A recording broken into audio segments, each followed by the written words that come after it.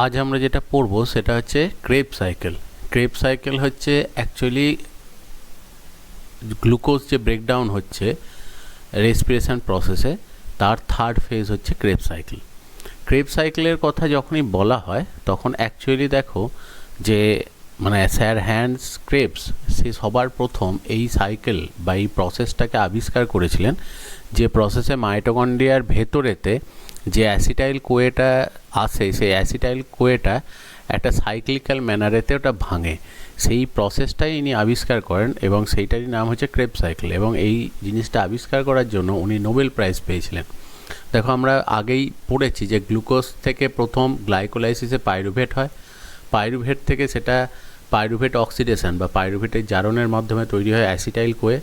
এবং ক্রেব সাইকেলে আমরা যেটা পড়বো সেটা হচ্ছে এই অ্যাসিটাইল কোয়ে, যেটা গ্লুকোজেরই ভাঙা পার্ট, সেটাই টোটাল ব্রেকডাউন হয়ে এখান থেকে শুধুমাত্র বিভিন্ন এনার্জি, এবং সেটা এটিপি ফর্মে হোক বা এনএডিএইচ ফর্মে হোক বা এফএডিএইচ ফর্মে হোক, সেটা তৈরি করে এবং তার সাথে সাথে CO2 এবং ওয়াটার তৈরি করে টোটাল গ্লুকোজের সম্পূর্ণ ভাঙন হয়। একদম টোটাল ব্রেকডাউন যে প্রসেসটা বলা হয় সেটা ঘটে। তো তিনি এই পদ্ধতিটা আবিষ্কার করেন এবং পরবর্তী ক্ষেত্রে দেখা যায় যে গোটা রেসপিরেশন প্রসেসে সবথেকে ইম্পর্ট্যান্ট প্রসেস হচ্ছে ক্রেব সাইকেল।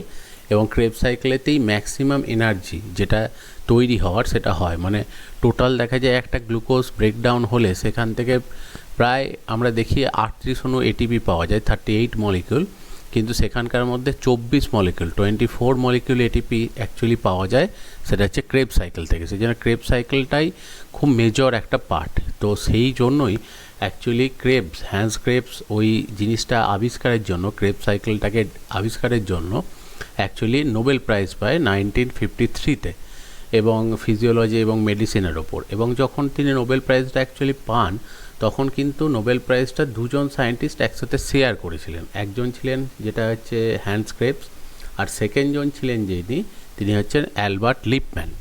এবার তোমার হঠাৎ করে মনে হবে যে লিপম্যানের নামটা কোত্থেকে এলো। অ্যাকচুয়ালি লিপম্যান আর হ্যান্স ক্রেবস দুজনেই এই প্রসেসটা কথা বলেছিলেন।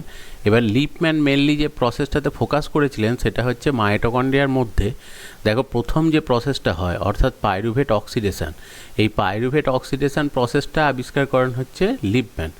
আর ক্রেব সাইকেল যেটা, এই প্রসেসটা অ্যাকচুয়ালি ডিসকভার করেন হচ্ছে হ্যান্স ক্রেবস। যেহেতু এই দুটো প্রসেসই মাইটোকন্ড্রিয়ার মধ্যে হয় সেই জন্য অ্যাকচুয়ালি তারা দুজনকার জয়েন্ট ভেঞ্চারেই কিন্তু এই নোবেল প্রাইজটা এসেছিল।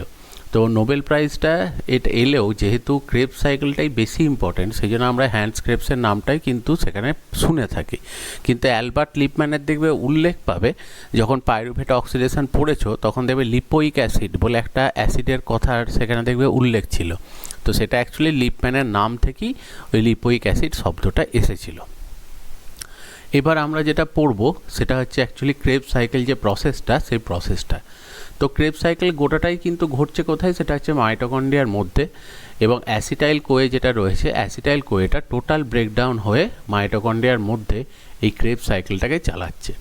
এবার যখন এই অ্যাসিটাইল কোয়েটা ব্রেকডাউন হতে যাচ্ছে তখন টোটাল 10টা স্টেপের থ্রু দিয়ে এই রিয়াকশানটা হয়। যেমন প্রথম দেখো অ্যাসিটাইল কোয়ে এখানে অক্সালো অ্যাসিটেটের সাথে ফার্স্ট স্টেপেতে রিয়্যাক্ট করে তৈরি করছে হচ্ছে সাইট্রেট। এরপর সেখান থেকে তৈরি হচ্ছে সিস অ্যাকোনাইটেট, তারপর তৈরি হচ্ছে আইসোসাইট্রেট, তারপর হচ্ছে অক্সালোসাক্সিনেট। অ্যাকচুয়ালি এগুলো সবকটাই কিন্তু অ্যাসিড, মানে এই যে দেখো সাইট্রেট বলছে সেটা হচ্ছে সাইট্রিক অ্যাসিড। কিন্তু যে কোনো জৈব অ্যাসিড খুব আনস্টেবল হয়, যখনই অ্যাসিডটা তৈরি হয় সঙ্গে সঙ্গে সেটা H+ আয়ন আর মাইনাস নেগেটিভ চার্জ আয়নে আলাদা হয়ে যাচ্ছে। সেই জন্যই সাইট্রিক অ্যাসিডকে দেখো সাইট্রেট বা সিস অ্যাকোনাইটেট, আইসোসাইট্রেট, কিন্তু এগুলো actually citric acid, cis aconitic acid, isocitric acid, oxalosuccinate acid, এই রকম মানে অক্সালোসাক্সিনিক অ্যাসিড। তো এই রকম হিসেবে এগুলোর অ্যাসিডগুলো কিন্তু সবসময় এগুলোকে আয়ন ফর্মই বলা হয়। তো এরপরে দেখো অক্সালোসাক্সিনেটের পর যেটা তৈরি হচ্ছে সেটা হচ্ছে আলফা কিটোগ্লুটারেট, তারপর হচ্ছে সাক্সিনাইল কোয়ে, তারপরের রিয়াকশান হচ্ছে সাক্সিনেট, তারপর হচ্ছে ফিউমারেট, তারপর হচ্ছে ম্যালেট এবং লাস্টে হচ্ছে অক্সালো অ্যাসিটেট। তো এই টোটাল 10টা স্টেপেতে এই রিয়াকশানটা হয়। এবং খুব ভালো করে দেখো যে সবার প্রথম অ্যাসিটাইল কোয়ে যেটা এখানে তৈরি হয়েছে গ্লুকোজ ব্রেকডাউনে, সেটা অক্সালো অ্যাসিটেটের সাথে সবার প্রথম রিয়্যাক্ট করছে, এবং রিয়্যাক্ট করার পর এই গোটা প্রসেসটা চলে আসার পর আলটিমেটলি অক্সালো অ্যাসিটেট কিন্তু আবার দেখো রিটার্ন করে যাচ্ছে, মানে অক্সালো অ্যাসিটেট যে কার্বন, হাইড্রোজেন, অক্সিজেন ইনভেস্ট করেছিল সেটা কিন্তু আবার অ্যাজ ইট ইজ সমস্ত জিনিসটা ফিরে চলে এলো। তাহলে অ্যাকচুয়ালি এই অ্যাসিটাইল কোয়েটা কোথায় গেল? এই প্রসেসটার মধ্যে দেখো এই যে বিভিন্ন প্রোডাক্ট যেগুলো তৈরি হচ্ছে, এই যে স্টেপগুলোতে দেখো বিভিন্ন জিনিস তৈরি হচ্ছে, কোথাও কার্বন ডাইঅক্সাইড তৈরি হয়েছে, কোথাও দেখো জিটিপি তৈরি হয়েছে, কোথাও FADH2 তৈরি হয়েছে, কোথাও NADH2 তৈরি হয়েছে। এই যে বিভিন্ন জিনিসগুলো তৈরি হচ্ছে সেগুলো সবই কিন্তু অ্যাকচুয়ালি অ্যাসিটাইল কোয়ের ভাঙা পার্ট। তার মানে এখানে অ্যাসিটাইল কোয়ে যেটা গ্লুকোজের অ্যাকচুয়ালি বাকি অংশটা ছিল, ভাঙতে ভাঙতে যে অবস্থায় এসছিল সেটা টোটাল ব্রেকডাউন কিন্তু ক্রেবস সাইকেলে হয়ে গেল। এবং দেখো ক্রেবস সাইকেলটা চলার পর actually অক্সালো acetate as it is থেকে গেল, আর অ্যাসিটাইল কোয়ের কিন্তু আর কোনো চিহ্ন নেই। তার মানে এখানে গ্লুকোজটা টোটাল ব্রেকডাউন হয়ে গেল, এবং যা কিছু এখানে বাই প্রোডাক্ট পাওয়া যাচ্ছে সব কিন্তু গ্লুকোজের টোটাল ব্রেকডাউনের রেজাল্ট। এবার আমরা একটু দেখব যে এই ক্রেবস সাইকেল যেটা আমরা পড়ছি সেখানেতে যে কেমিক্যালগুলো তৈরি হচ্ছে সেখানে কোথায় কি তৈরি হচ্ছে, কারণ অ্যাসিটাইল কোয়েটা ভেঙে গিয়ে কী কী জিনিস তৈরি করলো সেইটাই এখানে সবথেকে ইম্পর্ট্যান্ট। তো সেটা আমরা একটু দেখব। এবার যখনই অ্যাকচুয়ালি এই জিনিসটা, এই প্রসেসটা যখনই লিখতে দেয় যে ক্রেবস সাইকেল লিখতে, তখন কিন্তু সবার প্রথম এই ক্রেবস সাইকেলটাতে এই ঠিক যেরকম ডায়াগ্রামে দেখাচ্ছে যে পরপর যে কেমিক্যালগুলো তৈরি হচ্ছে তাদের নাম লিখতে হবে, এবং তার সাথে সাথে দেখবে যে বাই প্রোডাক্টগুলোকে লিখতে হবে। এবার নামটা মনে রাখার জন্য কিন্তু লিখে কয়েকবার অভ্যেস করলেই দেখবে মনে থাকবে, কারণ খুব মিল আছে। যেমন একটু খেয়াল করে দেখো, অ্যাসিটাইল কোয়ে থেকে দেখো সাইট্রেট, সিস অ্যাকোনাইটেট, আইসোসাইট্রেট, তার মানে দেখো সাইট্রেট, আইসোসাইট্রেট। এরপর দেখো অ্যাকোনাইটেট, এখানেতে যেটা রয়েছে অক্সালো সাকসিনেট, এখানে আলফা কিটো গ্লুটারেট, দেখো সাকসিনাইল কোয়ে সাকসিনেট, দেখো এখানে তাহলে অক্সালো সাকসিনেট, এখানে আবার সাকসিনাইল কোয়ে সাকসিনেট, আবার দেখো এইটার একটা রিদেম আছে সাকসিনেট, ফিউমারেট, ম্যালেট, অক্সালো অ্যাসিটেট, মানে পরপর দেখো নামগুলোর একটা মিল আছে। তো সুতরাং এই সাইক্লিক্যাল ম্যানারে কোনটার পর কি তৈরি হচ্ছে সেটা তুমি জাস্ট দুবার লিখলেই তোমার কিন্তু জিনিসটা মনে থাকবে যে পরপর 10টা রিয়াকশানে এই প্রোডাক্টগুলো তৈরি হচ্ছে। তাহলে সবার প্রথম অ্যাসিটাইল কোয়ে থেকে তৈরি হচ্ছে citrate, cis aconitate, isocitrate, oxalosuccinate, alpha ketoglutarate, succinyl CoA, succinate, fumarate, malate, oxaloacetate. এই হচ্ছে অ্যাকচুয়ালি স্টেপটা, পরপর 10টা রিয়াকশান যেটা রয়েছে সেই 10টা রিয়াকশান এখানে ঘটছে। এবার এই রিয়াকশানের মধ্যে সবার প্রথমেই দেখো তৈরি হচ্ছে ফার্স্ট যে বাই প্রোডাক্টটা, সেটা হচ্ছে অ্যাকচুয়ালি সাইট্রেট। তাহলে সবার প্রথমে এই রিয়াকশানে তৈরি হচ্ছে যেটা, সেটা হচ্ছে সাইট্রেট। এবার সাইট্রেট যেটা রয়েছে, এই সাইট্রেট হচ্ছে অ্যাকচুয়ালি মানে এখানে এটা 6 কার্বনের একটা মলিকিউল, এবং এখানে 3টে কার্বক্সিলিক গ্রুপ, মানে 3টে COOH গ্রুপ আছে। যেহেতু 3টে COOH গ্রুপ আছে তাই সেই জন্যই এটাকে অ্যাকচুয়ালি বলা হয় ট্রাই কার্বক্সিলিক অ্যাসিড সাইকেল, কারণ 3টে কার্বক্সিলিক গ্রুপ আছে, সেই জন্য এটাকে অ্যাকচুয়ালি বলছে যেটা ট্রাই কার্বক্সিলিক অ্যাসিড সাইকেল, বা দেখবে এর আর এক নাম বলা হয় সাইট্রিক অ্যাসিড সাইকেল, বা যেটাকে অ্যাকচুয়ালি এই যে যেহেতু সাইট্রিক অ্যাসিড তৈরি হচ্ছে সেই জন্য বলছে সাইট্রিক অ্যাসিড সাইকেল, বা শর্টে বলা হয় CAC, বা অনেক সময় এটা এই যে ট্রাই কার্বক্সিলিক অ্যাসিডের জন্য TCA সাইকেলও এই জিনিসটাকে বলা হয়। এবার দেখো তাহলে এটা প্রথম তৈরি হচ্ছে সাইট্রেট। এবার এর পরবর্তী স্টেপে তো পরপর জিনিসগুলো তৈরি হচ্ছে। এবার এখানেতে কতগুলো জিনিস আছে, সেটা হচ্ছে ফার্স্ট হচ্ছে আমার এখানে মনে রাখতে হবে প্রথম যেটা, সেটা হচ্ছে কার্বন নাম্বার। অ্যাকচুয়ালি খেয়াল করো এই অ্যাসিটাইল কোয়ে আমরা দেখবে পড়েছি এটা হচ্ছে 2 কার্বন মলিকিউল, আর এখানে অক্সালো অ্যাসিটেট যেটা, এটা অ্যাকচুয়ালি 4 কার্বন মলিকিউল। তাহলে যখনই সাইট্রেট তৈরি হচ্ছে দেখো এখানে 4 আর এখানে 2, তাহলে যোগ হলে টোটাল দেখো সাইট্রেট হচ্ছে অ্যাকচুয়ালি 6 কার্বন মলিকিউল। তাহলে সাইট্রেট হচ্ছে 6 কার্বন মলিকিউল। এবার খেয়াল করো পরের রিয়াকশানে ওয়াটার বেরোচ্ছে, কার্বন নাম্বারের কোনো চেঞ্জ নেই, তাহলে সিস অ্যাকোনাইটেটও অ্যাকচুয়ালি 6 কার্বন মলিকিউল। এরপর আইসোসাইটেট, এখানেও দেখো কার্বন নাম্বার আনচেঞ্জড, এখানে হচ্ছে 6 কার্বন। অক্সালো সাকসিনেট, এটাও কিন্তু 6 কার্বন, কারণ 6টা কার্বনই আছে, কার্বন নাম্বারে কোনো চেঞ্জ নেই। এরপর খেয়াল করো নেক্সট স্টেপেতে যেটা হচ্ছে 5 নাম্বার কেমিক্যাল রিয়াকশানে একটা CO2 বেরিয়ে যাচ্ছে, তার জন্য অ্যাকচুয়ালি আলফা কিটো গ্লুটারেট হচ্ছে 5 কার্বন মলিকিউল। ঠিক আছে, তাহলে এতক্ষণ অবধি হয়ে এলো এখানে অবধি 6 কার্বন, এই আলফা কিটো গ্লুটারেট এসে হয়ে গেল যেটা, সেটা হচ্ছে 5 কার্বন। এর পরের স্টেপেতে দেখো আরও একটা CO2 রিলিজ হয়ে যাচ্ছে, তাহলে সাকসিনাইল কোয়ে যেটা রয়েছে এটা কিন্তু অ্যাকচুয়ালি 4 কার্বন মলিকিউল। তাহলে দেখো সাকসিনাইল কোয়ে যেটা সেটা 4 কার্বন মলিকিউল। এরপর দেখো আর কার্বনের কোনো চেঞ্জ নেই, তাহলে সাকসিনেট 4 কার্বন, ফিউমারেট এটাও দেখো 4 কার্বন, ম্যালেট এটাও 4 কার্বন, আর অক্সালোঅ্যাসিটেট এটাও দেখো 4 কার্বন। তাহলে এখান থেকেই প্রসেসটা স্টার্ট হয়েছিল। তাহলে একটু খেয়াল করে দেখো এই দিকের মলিকিউলগুলো সব হচ্ছে কিন্তু 6 কার্বন মলিকিউল, আর এখানে দেখো এইটাই একমাত্র গোটা এই সাইকেলটার মধ্যে এটাই একমাত্র দেখো 5 কার্বন মলিকিউল, আর এই ধারেরগুলো আবার সব হচ্ছে যেটা সেটা হচ্ছে 4 কার্বন মলিকিউল। ঠিক আছে, এই যে সাকসিনাইল কোয়ে থেকে শুরু করে অক্সালোঅ্যাসিটেট পুরোটাই হচ্ছে 4 কার্বন মলিকিউল। তাহলে কার্বন নাম্বারের হিসেবটা এখানে একটু মিটে গেল, এখানেতে প্রথম এটা একটু খেয়াল রাখতে হবে। এবার একটুখানি দেখো যে এখানে কোথায় কোথায় এনার্জি তৈরি হচ্ছে বা কি হচ্ছে। তো এনার্জি তৈরি হওয়ার জন্য দেখো একটা হচ্ছে জিটিপি ফর্মে এনার্জি তৈরি হতে পারে, অথবা দেখো এফএডি বা এনএডি এই ফর্মে এনার্জি তৈরি হতে পারে। এর একটা রিদিম আছে, ভালো করে খেয়াল করো।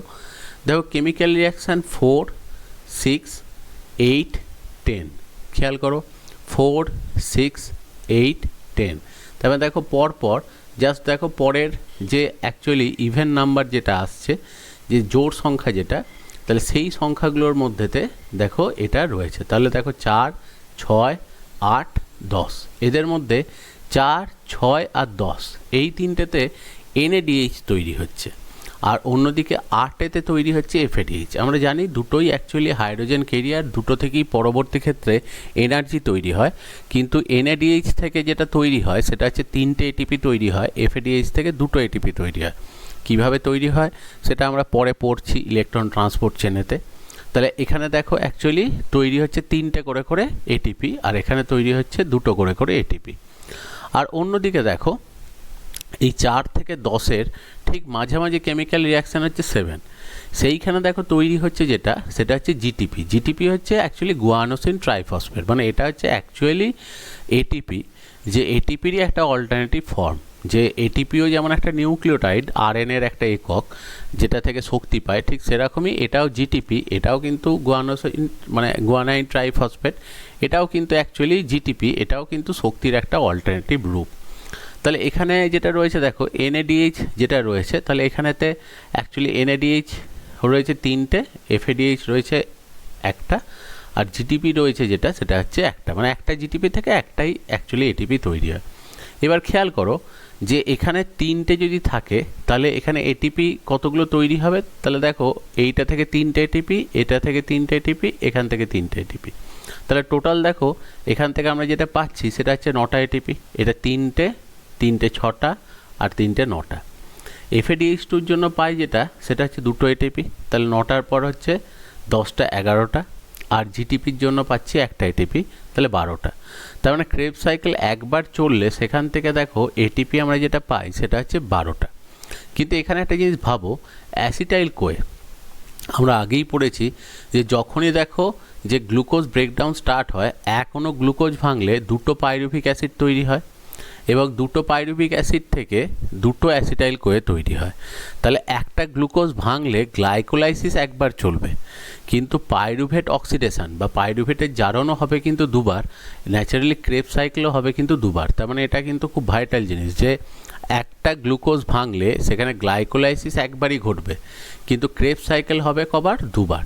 তাহলে যদি একটা ক্রেবস সাইকেলে একবার ক্রেবস সাইকেলটা চললে, মানে একটা অ্যাসিটাইল কোয়ে যখন ব্রেকডাউন হবে তখন তৈরি হচ্ছে 12টা এটিপি, তাহলে যদি 2টো অ্যাসিটাইল কোয়ে ভাঙে তাহলে অ্যাকচুয়ালি তৈরি হবে কটা? 24টা এটিপি। সেই জন্যই বলেছিলাম যে অ্যাকচুয়ালি গ্লুকোজ যখন ব্রেকডাউন হয়, একটা গ্লুকোজ ব্রেকডাউন হলে ক্রেবস সাইকেল থেকে তৈরি হয় টোটাল 24টা এটিপি। তাহলে তার দেখাটা হিসেব পাওয়া গেল। তাহলে প্রথম শক্তির হিসেবটা আমরা পেলাম যে অ্যাকচুয়ালি কি, যে এখানেতে টোটাল এটিপি যেটা তৈরি হচ্ছে সেটা হচ্ছে 24টা, আর সেখানে এনএডিএইচ তৈরি হচ্ছে দেখো এখানে মনে রাখার জন্য বললাম 4, 6, 8, 10, এখানকার মধ্যে 4, 6 আর 10-এতে এনএডিএইচ তৈরি হচ্ছে, 8-এতে এফএডিএইচ, আর 4 থেকে 10-এর মাঝের অ্যাকচুয়ালি রিয়াকশন হচ্ছে 7, সেখানেতে যেটা তৈরি হয় সেইটা হচ্ছে অ্যাকচুয়ালি জিটিপি তৈরি হয়। তাহলে শক্তি। অন্যদিকে দেখো CO2 প্রোডাকশানের কথা যদি আসি তাহলে সেখানে দেখো 5 আর 6 এই দুটো জায়গাতে অ্যাকচুয়ালি CO2 প্রোডাকশান হয়, একটা 5-এ একটা 6-এ। তাহলে দেখো এটাও মনে রাখা ইজি। তাহলে অ্যাকচুয়ালি কী হবে যে মানে যদি আমরা হিসেব করি তাহলে দেখো অ্যাসিটাইল কোয়েটা যখন ভাঙবে তখন দুটো CO2 তৈরি হয়, তাহলে একটা গ্লুকোজ ভাঙলে যেহেতু দুটো অ্যাসিটাইল কোয়ে পাবো সেই জন্য একটা গ্লুকোজ ভাঙলে টোটাল ক্রেবস সাইকেল থেকে আমরা CO2 পাই হচ্ছে 4 মলিকিউল, 4 অণু, সেখানে অ্যাকচুয়ালি CO2 পাবো। আর একটা জিনিস যেটা সেটা হচ্ছে যে ওয়াটার, দেখা যায় ওয়াটার অ্যাকচুয়ালি প্রায় সব কেমিক্যাল রিয়াকশানগুলো হতে গেলেই হয় জল লাগে বা সেখান থেকে জল বেরিয়ে যায়, ঠিক আছে। এই রিয়াকশানগুলোর কিছু জায়গায় দেখো জলের কথা এখানে বলা আছে, কিন্তু এখানে যদি একটু হিসেব করে দেখো তাহলে দেখবে যে ম্যাক্সিমামই সব জায়গাতে হয় জল যোগ হচ্ছে বা জল বেরিয়ে যাচ্ছে। এখানে যেমন দেখিয়েছে দেখো কেমিক্যাল রিয়াকশান 1, 2, 3 আর এখানে 9, এই কটাতে জল এখানে হয় ঢুকছে বা বেরোচ্ছে, এটা হিসেব করা হয়, কিন্তু দেখা যায় মোটামুটি সবকটা জায়গাতেই জল সেখানে কিন্তু দরকার লাগে। এবং এখানে দেখা যায় আলটিমেটলি একবার গোটা ক্রেবস সাইকেলটা যখন চলবে তখন একবার গোটা ক্রেবস সাইকেলটা চললে এখানেতে এই যে 10টা রিয়াকশান রয়েছে এখানে দেখা যায় যে একবার সাইকেলটা চললে সেখানেতে 2 মলিকিউল ওয়াটার তৈরি হয়। তার মানে তুমি ধরে নিতে পারো যে 6টা রিয়াকশানেতে মোটামুটি জল তৈরি হয় আর 4টে রিয়াকশানেতে জল কাজে লাগে। তাহলে 6টা জল তৈরি হলেও 4টে যেহেতু কাজে লেগে যাচ্ছে তাহলে ওখান থেকে নিট গেইন যেটা সেটা হচ্ছে অ্যাকচুয়ালি দেখো 2টো। এবার দেখো একবার যদি সাইকেলটা চলে তাহলে সেখান থেকে নেট গেইন যেহেতু 2টো এখানে ওয়াটার, তাহলে যদি এই সাইকেলটা দুবার চলে তাহলে অ্যাকচুয়ালি নেট গেইন এখান থেকে যেটা সেটা হচ্ছে 4টে ওয়াটার। তার মানে একটা গ্লুকোজ ভাঙলে ক্রেবস সাইকেল থেকে আমরা যেটা পাবো সেটা হচ্ছে 24টা ATP পাচ্ছি, সেকেন্ড হচ্ছে 2টো সেখান থেকে 4টে সেখান থেকে CO2 পাচ্ছি এবং 4টে সেখান থেকে ওয়াটার মলিকিউল পাচ্ছি। আর দেখো বাই প্রোডাক্টের মধ্যে দুটো জিনিস রয়েছে, একটা হচ্ছে অ্যাসিটাইল কোয়ে এখানেতে আছে কিন্তু পরের রিয়াকশানটাতে নেই, মানে এটা কোএনজাইমে, মানে এটা জাস্ট এই রিয়াক্ট করতে হেল্প করে। তো দেখো পরেরটাতে আর নেই, তার মানে এখানে কি হয়েছে একটা কোএনজাইমে রিলিজ হয়েছে এই রিয়াকশানটা, সেই জন্যই পরেরটাতে নেই। এবং খেয়াল করে দেখো এরপর আবার এইখানেতে কোএনজাইম এর দেখাটা কথা আসছে সাকসিনাইল কোয়ে, দেখো তার আগেতে তাহলে কোএনজাইম A ছিল না, সেই জন্য দেখো তার আগের রিয়াকশানে 6এতে এটা কোএনজাইম A এসছে যোগ হয়েছে, আবার 7এতে দেখো কোএনজাইম A বেরিয়ে গেছে, তাহলে এইটাই অ্যাকচুয়ালি দেখো কোএনজাইম A রিলিজ হলো। তার মানে এই কটাই হচ্ছে দেখো অ্যাকচুয়ালি বাই প্রোডাক্ট। তার মানে গোটা বাই প্রোডাক্ট যেগুলো রয়েছে সেগুলো যদি আমরা একটু হিসেব করি তাহলে দেখো তার একটা রিদেম আছে সেটা মনে রাখার জন্য। একটা এটিপির জন্য এই যে বললাম 4, 6, 8, 10 এখানেতে রয়েছে, জিটিপিটা হচ্ছে 7-এ, অ্যাকচুয়ালি CO2 যেটা সেটা হচ্ছে 5 আর 6-এতে। অন্যদিকে ওয়াটার সব জায়গাতেই লাগে, তবে মোটামুটি 1, 2, 3 আর 9 এখানে দেখো এইগুলো ওয়াটারের কথা অ্যাকচুয়ালি বলা হয়েছে, যেখানেতে মানে দেখাচ্ছে যেটা সেটা হচ্ছে দেখো 1, 3 আর 9-এতে ওয়াটার লাগছে আর 2-এতে দেখো ওয়াটার বেরিয়ে যাচ্ছে। কিন্তু ওই যে বললাম বাকি জায়গাগুলোতেও ওয়াটার বিভিন্ন জায়গাতে লাগে রিয়াকশানগুলোতে। তো এখান থেকে নেট গেইন যেটা সেটা হচ্ছে 2 মলিকিউল অ্যাকচুয়ালি ওয়াটার এখান থেকে পায় একবার সাইকেলটা চললে। আর যেখানে কোএনজাইম A দেখো সেটা এইটা দেখলেই বুঝতে পারছো এখানে কোএনজাইম A আছে পরেরটাতে নেই, তার মানে এখানে একটা রিলিজ আছে। আর এখানে সাকসিনাইল কোয়েতে কোএনজাইম A এসছে, তার মানে আগেরটাতে এখানে কোএনজাইম A অ্যাটাচ হবে আর পরে কোএনজাইম A বেরিয়ে যাবে। তাহলে এইটাই হচ্ছে অ্যাকচুয়ালি ক্রেবস সাইকেল। তাহলে ক্রেবস সাইকেলে দেখবে একটু যদি তুমি লিখে এটাকে অভ্যেস করো তাহলে কিন্তু ক্রেবস সাইকেলটা তোমার মনে থাকবে যে কিভাবে কেমিক্যাল রিয়াকশানে পরপর স্টেপ ওয়াইজ ভাঙছে। এবার এখানেতে এই যে বিভিন্ন অ্যাসিডগুলো তৈরি হচ্ছে, এই অ্যাসিডগুলো তৈরি হওয়ার পেছনে যুক্তি একটাই, সেটা হচ্ছে এই অ্যাসিডগুলোর সাথে দেখা যায় যখন বিভিন্ন অ্যামিনো গ্রুপ পায় তখন এই অ্যাসিড গ্রুপগুলোর সাথে অ্যাটাচ করে এখান থেকে অ্যামিনো অ্যাসিড তৈরি করে। কারণ দেখবে যে এই যে ব্রেকডাউন যখন হয় এই ব্রেকডাউনের সময় এইগুলো থেকেই বিভিন্ন প্রোডাক্ট তৈরি করে, যেমন অ্যামিনো অ্যাসিড থেকে পরবর্তী ক্ষেত্রে প্রোটিন তৈরি হয়। তো এই অ্যাসিডগুলো থেকেই দেখা যায় যে বিভিন্ন রকম রিয়াকশান করে বিভিন্ন অ্যামাইনো অ্যাসিড তৈরি করছে, যেটা প্রোটিনের অ্যাকচুয়ালি ইউনিট হিসেবে কাজ করে। এটা ছাড়াও বিভিন্ন এনজাইম তৈরি করে, হরমোন তৈরি করে, সেই জন্যই এই কেমিক্যাল রিয়াকশানগুলো অ্যাকচুয়ালি ঘটে। এবার এই ক্রেবস সাইকেলকে দেখবে অ্যাকচুয়ালি বলা হয় অ্যাম্ফিবোলিক পাথওয়ে। কেন অ্যাম্ফিবোলিক বলে? কারণ একদিক থেকে এটা দেখো ব্রেকডাউন প্রসেস, কারণ এটা দেখো ওই গ্লুকোজটা ভাঙতে ভাঙতে আসছে এবং শক্তি তৈরি করতে করতে যাচ্ছে। আবার অন্যদিকে এটা কিন্তু কনস্ট্রাকটিভ রিয়াকশনও বটে, কারণ এই যে দেখো এই যে বাই প্রোডাক্ট যেগুলো রয়েছে এই বাই প্রোডাক্টগুলো থেকে দেখা যায় বিভিন্ন জিনিস কিন্তু আবার তৈরি হয়।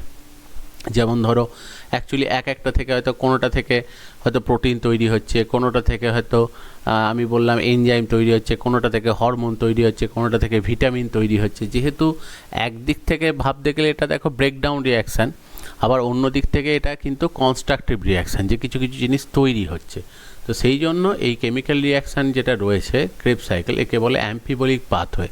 মানে অ্যাকচুয়ালি যে দুটো টাইপের মেটাবলিজম, অ্যানাবলিজম এবং ক্যাটাবলিজম, দুটোই যেহেতু দেখতে পাওয়া যায়, সেই জন্য এটাকে বলা হয় অ্যাম্ফিবলিক পাথওয়ে। এবার এই অ্যাম্ফিবলিক পাথওয়েতেই দেখো দুটো শব্দ আরও আসে, একটাকে বলা হয় ক্যাটাপ্লিউরোসিস, একটাকে বলে অ্যানাপ্লিউরোসিস। অ্যাকচুয়ালি কি, মাইটোকন্ড্রিয়ার মধ্যে প্রচুর কেমিক্যাল রিয়াকশান হয়, কারণ বলা হয় যে মাইটোকন্ড্রিয়া হচ্ছে যে কোষের মধ্যে থাকা সবথেকে বেশি কেমিক্যাল এনজাইম সমন্বিত অ্যাকচুয়ালি সেল অর্গানেলি, মানে সেলের ভেতর যত কোষীয় অঙ্গাণু বা সেল অর্গানেলি আছে তার মধ্যে সবথেকে বেশি অ্যাকচুয়ালি এনজাইম আছে মাইটোকন্ড্রিয়ার মধ্যে, প্রায় 80 রকমের এনজাইম থাকে মাইটোকন্ড্রিয়া। আর সেকেন্ড হাইয়েস্ট হচ্ছে লাইসোজোম। এবার লাইসোজোমের ভেতরে ওই যে লাইসোজাইম যেটা আমরা বলি, সে লাইসোজাইমটার মধ্যে বলা হয় প্রায় 50 রকমের এনজাইম থাকে। তাহলে যেহেতু মাইটোকন্ড্রিয়ার মধ্যে সবথেকে হাইয়েস্ট যে মাইটোকন্ড্রিয়ার যে ম্যাট্রিক্স রয়েছে সেখানে প্রায় 80 রকমের এনজাইম আছে, তাহলে সেখানে দেখো বিভিন্ন, যেমন এখানে ক্রেবস সাইকেলে যেমন হচ্ছে, দেখো যেমন বিভিন্ন ব্রেকডাউন রিয়াকশানও চলছে, তার সাথে সাথে বিভিন্ন জিনিস তৈরি হচ্ছে। তো অ্যাকচুয়ালি মাইটোকন্ড্রিয়ার মধ্যে যে সমস্ত ব্রেকডাউন রিয়াকশানগুলো হয় সেইগুলোকে অ্যাকচুয়ালি বলে ক্যাটাপ্লিউরোসিস। আর যে সমস্ত কনস্ট্রাকটিভ রিয়াকশানগুলো হয়, যেগুলো দিয়ে অন্য কিছু জিনিস তৈরি হচ্ছে, সেইটাকে অ্যাকচুয়ালি বলা হচ্ছে সেটা হচ্ছে অ্যানাপ্লিউরোসিস। তো এটা একটা জাস্ট টার্ম এখানে ইউজ করা হচ্ছে। তাহলে এইটাই গেল দেখো ক্রেবস সাইকেল। এবার আর একটা জিনিস একটু জাস্ট, এটার এত ডিটেল দরকার নেই, একটু জাস্ট মনে রাখার জন্য বা একটা জেনারেল ইনফরমেশনের জন্য একটা ছোট্ট জিনিস একটু মনে রাখো। সেটা হচ্ছে, আমরা জানি যে কিছু কিছু ব্যাকটেরিয়ার মধ্যে মেসোজোম বলে একটা গঠন থাকে, যে মেসোজোম গঠনটাতে মাইটোকন্ড্রিয়ার মতো কিছু এনজাইম থাকে, এবং সেইটা থাকার জন্য ওরা অ্যাকচুয়ালি ঠিক ক্রেবস সাইকেলের মতো কিছু প্রসেস ওরা দেখায়, কিন্তু কিছু শক্তি তৈরি করতে পারলেও তারা কিন্তু পুরোপুরি ক্রেবস সাইকেলটা দেখায় না, কারণ ক্রেবস সাইকেলের মতো অত বেশি এনজাইম অ্যাকচুয়ালি মেসোজোমের মধ্যে থাকে না। তখন কি হয়, দেখা যায় ক্রেবস সাইকেলে তো এই গোটা প্রসেসটা ঘটার কথা, এই যে গোটা যে এনজাইমেটিক যে রিয়াকশানটা রয়েছে গোটাটা ঘটার কথা, কিন্তু এখানে যেটা হয় সেটা হচ্ছে অ্যাসিটাইল কোয়ে যখন অক্সাল অ্যাসিটেটের সাথে রিয়্যাক্ট করে, দেখো প্রথম সাইট্রেট তৈরি হয়, সিস অ্যাকোনাইট্রেটও তৈরি হয়, আইসোসাইট্রেট তৈরি হয়, এরপর তো এই পথে যাবার কথা। কিন্তু যেহেতু এই ব্যাকটেরিয়াগুলোতে এই মেসোজোমেতে সব এনজাইম থাকে না, সেই জন্য আইসোসাইট্রেট থেকে ডাইরেক্ট অ্যাকচুয়ালি গ্লাইঅক্সালেট তৈরি করে, ঠিক আছে, এবং সেখান থেকে ডাইরেক্টলি ম্যালেটে কনভার্ট হয়, এবং সেখান থেকে দেখো আবার ফার্দার রিয়াকশানটাই যায়। তাহলে এখানে কিন্তু যে গ্লুকোজটা টোটাল ব্রেকডাউন হয় না। এবার কিছুটা দেখো, মানে এই ক্রেবস সাইকেলের মতো কিছুটা ঘটনা দেখানোর জন্য তারা কিছু শক্তি এখানে কিন্তু তৈরি করে, মানে যারা অ্যাকচুয়ালি অ্যানারোবিক ব্যাকটেরিয়া হয় তারা শুধু গ্লাইকোলাইসিস ঘটায়, ক্রেবস সাইকেল তো ঘটাতে পারে না। কিন্তু এদের মেসোজোম স্ট্রাকচার যাদের মধ্যে আছে, যে ফ্রি লিভিং যে ব্যাকটেরিয়াগুলো হয়, স্বাধীনজীবী যে ব্যাকটেরিয়াগুলো হয়, তাদের মধ্যে মেসোজোম স্ট্রাকচার থাকে, এবং মেসোজোম স্ট্রাকচার থাকলে দেখা যায় কিছুটা যেহেতু ক্রেবস সাইকেলের পার্ট অ্যাকচুয়ালি এটা চালাতে পারছে, তাহলে কিছু এটিপি কিন্তু সেখান থেকে তৈরি হয়, তার জন্য কিছু অল্প শক্তি এখান থেকে পাওয়া যায়।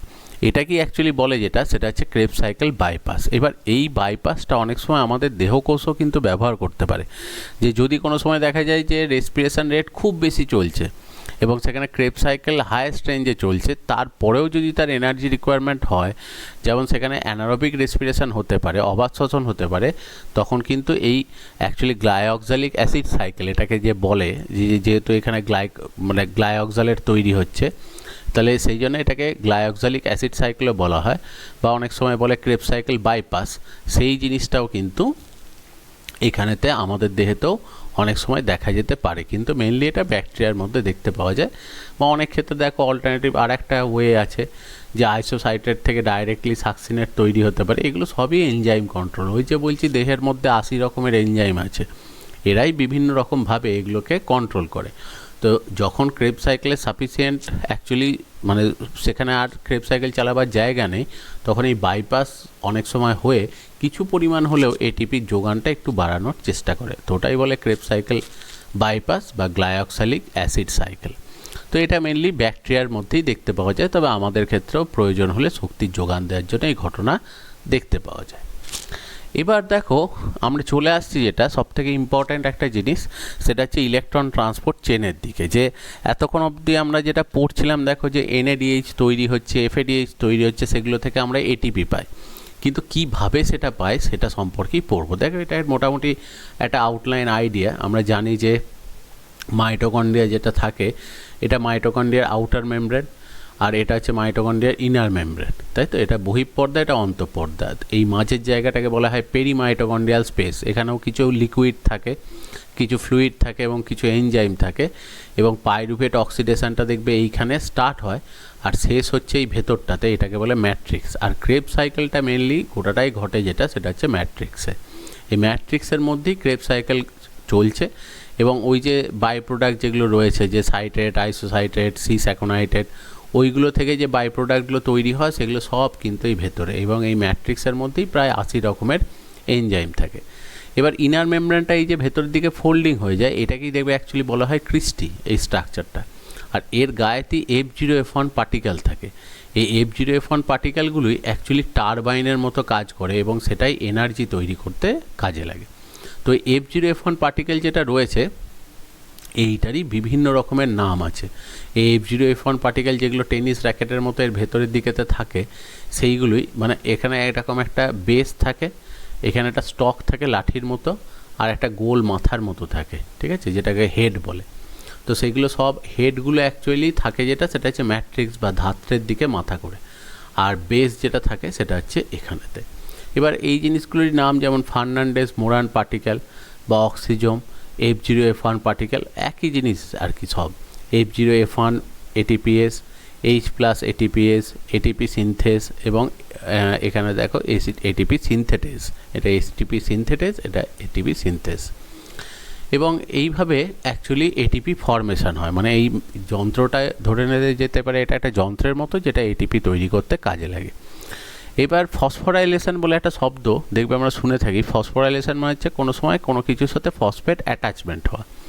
তো যদি এমনি কোনো কেমিক্যালের সাথে, যে অন্য কোনো জিনিসের সাথে হয়তো জাস্ট ফসফেট অ্যাটাচ হলো, যে গ্লুকোজ, সেখান থেকে গ্লুকোজ 6 ফসফেট তৈরি হলো, তখন সেটাকে অ্যাকচুয়ালি বলা হয় সাবস্ট্রেট লেভেল ফসফোরাইলেশন। আর অক্সিডেটিভ ফসফোরাইলেশন বলতে যেটা বোঝানো হয়, সেটা মেনলি ATP তৈরি। কারণ দেখবে অ্যাকচুয়ালি ADP বলে একটা ফর্ম আছে, অ্যাডিনোসিন ডাইফসফেট। তো সেখানের সাথে যখনই একটা ফসফেট এসে অ্যাটাচড হয়, সেই জন্যই ওটাকে তখন বলে ATP, অ্যাডিনোসিন ট্রাইফসফেট। মানে অ্যাডিনোসিন ডাইফসফেট মানে হচ্ছে অ্যাডিনোসিনের গায়ে দুটো ফসফেট লেগে আছে, যখনই ওখানে একটা ফসফেট অ্যাটাচড হয় তখন সেটা হয় অ্যাডিনোসিন ট্রাইফসফেট। এই ATPটা একটা এনার্জির সোর্স হিসেবে কাজ করে। তো ওই ফসফোরাইলেশন মানে ওই ফসফেট অ্যাটাচমেন্টটাকে অ্যাকচুয়ালি বলা হয় অক্সিডেটিভ ফসফোরাইলেশন। তার মানে অক্সিডেটিভ ফসফোরাইলেশন মানে হচ্ছে ATP অ্যাকচুয়ালি তৈরি হচ্ছে সেটা ইলেকট্রন ট্রান্সপোর্ট চেন এই জিনিসটার মাধ্যমে হলেই সেটাকে বলে অক্সিডেটিভ। আর সাবস্ট্রেট লেভেল মানে যে কোনো একটা মলিকিউলের সাথে যখন নর্মালি ফসফেট অ্যাটাচমেন্ট হয় তখন সেটাকে বলে সাবস্ট্রেট লেভেল ফসফোরাইলেশন। যেমন ওই যে গ্লুকোজ থেকে তৈরি হচ্ছে ধরো গ্লুকোজ 6 ফসফেট, সেখান থেকে যেমন ফ্রুক্টোজ 6 ফসফেট কনভার্ট হয়, সেখান থেকে আবার দেখো ফসফেট অ্যাটাচড হয়ে সেখান থেকে তৈরি হচ্ছে ফ্রুক্টোজ 1,6 বিসফসফেট। তো এই অ্যাটাচমেন্টগুলো অ্যাকচুয়ালি হচ্ছে সাবস্ট্রেট লেভেল, কারণ ওখানে ওগুলো এনার্জি সোর্স হিসেবে কখনোই কাজ করে না। এবার একটু এখানে খেয়াল করো, এটা অরিজিনাল ছবি। মাইটোকন্ড্রিয়ার মধ্যে এইটা দেখো আউটার মেমব্রেন, এটা ইনার মেমব্রেন, এইটা হচ্ছে অ্যাকচুয়ালি পেরিমাইটোকন্ড্রিয়াল স্পেস, আর এইটা যেটা রয়েছে এইটা হচ্ছে অ্যাকচুয়ালি ম্যাট্রিক্স, ধাত্র। এবং মাইটোকন্ড্রিয়ার নিজস্ব DNA আছে, এবং মাইটোকন্ড্রিয়ার নিজস্ব রাইবোসোম আছে। আর এখানেতে সেই জন্যই দেখবে মাইটোকন্ড্রিয়া নিজে ডিভাইড করতে পারে, অন্য কারোর ওপর ডিপেন্ডেন্ট হয় না। সেই জন্য মাইটোকন্ড্রিয়াকে বলা হয় সেমি অটোনোমাস অর্গানেলি, যে অর্ধ স্বনির্ভর কোষীয় অঙ্গাণু। এবার এই যে এই ভেতরের দিকে যে ভাঁজগুলো রয়েছে ক্রিস্টি, এরই ভেতরের দিকেতে অ্যাকচুয়ালি F0F1 পার্টিকেলগুলো থাকে। এই মাথার দিকটা থাকবে হচ্ছে ম্যাট্রিক্সে, মানে এই সাইডটা থাকবে ম্যাট্রিক্সে। আর এই যে মেমব্রেনটা রয়েছে এইটাই হচ্ছে এই মেমব্রেনটা, এটা ইনার মেমব্রেন। এই ইনার মেমব্রেনে দেখো বেসটা হচ্ছে আটকানো আছে, আর মাথাটা হচ্ছে দেখো ম্যাট্রিক্সের দিকেতে সেখানেতে জিনিসটা রয়েছে। তাহলে এইভাবেই এটা কিন্তু ওখানেতে অ্যারেঞ্জড রয়েছে। এবার F0 F1 পার্টিকেল যেটা রয়েছে এটা দেখো দুটো পার্ট। এফ কথাটার অর্থ হচ্ছে ফ্র্যাগমেন্ট, মানে এইটা একটা অংশ আর একটা অংশ এই ভেতরেতে বসানো। এবার এইটা যেহেতু দেখো দেখতে পাওয়া যাচ্ছে না, একদম বেসের সঙ্গে মিশে আছে, সেই জন্য এটাকে বলছে, যেহেতু বেস পার্ট সেই জন্য এটাকে বলছে F0, আর অন্যদিকে এই পার্টটাকে বলছে F1। এবং বেশ কিছুটা দেখো টেবিল ল্যাম্পের মতো স্ট্রাকচারটা, একটা বেস রয়েছে আর এখানে স্ট্যান্ড দিয়ে সেই ল্যাম্প যেরকম হয় সেই রকম টাইপের স্ট্রাকচার। এবার অ্যাকচুয়ালি খেয়াল করলে দেখো F1 যে পার্টটা রয়েছে, এই F1 পার্টটা এখানেতে যে যদি আমরা তার স্ট্রাকচারটা দেখি, দেখো এখানেতে অ্যাকচুয়ালি আলফা আর বিটা, এই ওপরটা যেটা তৈরি হয় সেটা হচ্ছে আলফা আর বিটা সাব ইউনিট দিয়ে তৈরি হয়। এবং দেখো এখানেতে আলফা সাব ইউনিট 3টে দেখতে পাচ্ছ, ঠিক সেরকম বিটা সাব ইউনিটে এখানে 3টে আছে। তাহলে অল্টারনেটিভ করে আলফা বিটা করে করে টোটাল 6টা সাব ইউনিট এখানেতে রয়েছে। সব কটাকে দেখো মাথার দিক থেকে অ্যাটাচ করে রেখেছে, যেটা সেটা হচ্ছে ডেল্টা, মাথার দিক থেকে অ্যাটাচ করে রেখেছে। আর একদম নিচেতে যেটা রয়েছে দেখো সেটা হচ্ছে গামা একটা পার্ট আর একটা এপসাইলন, এটা এই গোটা পার্টটাকে দেখো ধরে রেখেছে, মানে মাঝখানটাকে সাপোর্ট দিয়েছে এরা। যে পায়ের মতো দেখো দেখাচ্ছে, যে এটা পায়ের মতো একটা পার্ট দেখাচ্ছে যেটা এটাকে সাপোর্ট দিয়ে রেখেছে। আর সাইড থেকে দেখো একটা স্ট্যান্ডের মতো রয়েছে, এবং এই স্ট্যান্ড যেটা রয়েছে সেটা হচ্ছে অ্যাকচুয়ালি এই B2 এই পার্টটা, ঠিক আছে, এটা রয়েছে যেটা সেটা হচ্ছে B2। অ্যাকচুয়ালি যেটা হয় যে F1 পার্টটা তৈরি হচ্ছে এই ওপরের অংশটা নিয়ে, মানে যেখানে আলফা 3টে আছে, বিটা 3টে আছে, একটা ডেল্টা আছে, একটা গামা আছে, একটা এপসাইলন আছে, এই কটা দিয়েই তৈরি হয় যেটা সেটা হচ্ছে F1 পার্ট, ঠিক আছে। আর অন্যদিকে F0 পার্ট যেটা, সেটা হচ্ছে এখানে সি বলে দেখো কিছু ইউনিট রয়েছে এই যে স্টিকের মতো, এবং সেটা সংখ্যা হচ্ছে 12টা স্টিকের মতো এরকম ইউনিট যেটা মেমব্রেনটার মধ্যেতে রয়েছে। আর দেখো এ বলে একটা সাব ইউনিট রয়েছে, এই যে এটা, আর বি বলে দুটো সাব ইউনিট আছে। মানে অ্যাকচুয়ালি এই বিটা হচ্ছে কিন্তু F0 পার্টিকেলের মধ্যেকার একটা অংশ। এবং এখানে যেটা হয় সেটা হচ্ছে যে এই যে পেরিমাইটোকন্ড্রিয়াল স্পেস, এই যে পেরিমাইটোকন্ড্রিয়াল স্পেস, এই পেরিমাইটোকন্ড্রিয়াল স্পেসের দিকেতে অ্যাকচুয়ালি যেটা করা হয় সেটা হচ্ছে হাইড্রোজেন কনসেন্ট্রেশন বাড়ানো হয়। মানে যেটা হয় ইলেকট্রন ট্রান্সপোর্ট চেনে সেটা হচ্ছে এই বাইরের দিকে, মানে দেখবে যেহেতু এই ভেতরে ক্রেব সাইকেল হয় প্রচুর অ্যাসিড তৈরি হয়, এবং অর্গ্যানিক অ্যাসিডগুলোতে দেখলে যেটা হয় সেটা হচ্ছে নিমেষের মধ্যে এটা ভেঙে যায় এবং প্রচুর H+ আয়ন তৈরি করে। এই H+ আয়নগুলোকে যেটা করে সেটা হচ্ছে ঠেলে বার করে দেয় পেরিমাইটোকন্ড্রিয়াল স্পেসেতে। তাহলে পেরিমাইটোকন্ড্রিয়াল স্পেসেতে H+ এর কনসেন্ট্রেশনটা প্রচুর বেড়ে যায়। এবার যখনই H+ প্রচুর বেড়ে যাবে তাহলে সেই H+ অ্যাকচুয়ালি ভেতরের দিকে ঢুকতে যাবে, আর যখনই H+গুলো ভেতরের দিকেতে ঢুকতে যাবে তখনই এখানেই F0 F1 পার্টিকেলগুলো থাকে। এবং এই F0 F1 পার্টিকেলগুলো সেখানে যেটা হয় সেটা হচ্ছে এই মাথাগুলো ঘোরে, এবং যখনই এগুলো ঘুরবে তখনই ওইটাই দেখো একটা রোটেশান, মানে ওটাই একটা অ্যাকচুয়ালি কী করে টারবাইনের মতো কাজ করে, যা টারবাইন যেমন রোটেট করে এটাও রোটেট করে, এবং ওইটাকেই কাজে লাগিয়ে অ্যাকচুয়ালি দেখো এডিপি ফসফেটের সাথে অ্যাটাচড হয় এবং সেখান থেকেই তৈরি করে যেটা সেটা হচ্ছে এটিপি। মানে দেখবে এই যে রোটেশনের ক্ষেত্রে যেমন এমনিতে বলা হয় না যে যে ধরো আমি সাপোজ বললাম যে হাইড্রো ইলেকট্রিক পাওয়ার প্ল্যান্ট, জলবিদ্যুৎ কেন্দ্র, কি করা হয়, টারবাইনটা রাখা আছে, এবার টারবাইনেতে যখনই জলটা এসে পড়ছে তখন টারবাইনটা ঘুরছে আর জল সেখান থেকে দেখো ইলেকট্রিসিটি তৈরি হচ্ছে।